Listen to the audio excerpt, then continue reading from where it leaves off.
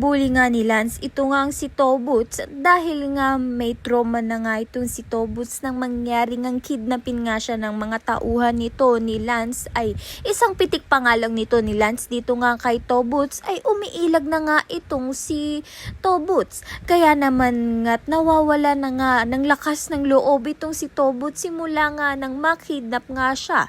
Subalit hindi naman nga siya pinanghinaan ng loob nito ni Hellboy dahil pinalakas nga ni Hellboy ang loob nga nito ni Tobuts. Sa kabilang banda naman nga pinakamabigat na ngang laban para nga kay Makmak ang paparating dahil nga ang makakalaban nga niya ay wala pa ngang katalo-talo.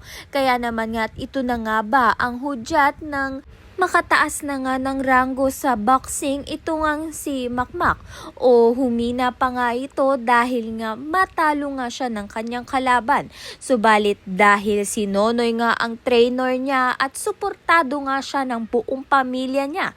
Kaya naman nga't malakas nga ang loob nito ni Makmak at isa pa nga ay hinihintay niya nga rin ang match nga nila nito ni Lance. Kaya naman nga't yan at iba pa ang dapat nating pakaabangan. Maraming salamat sa iyong panonood.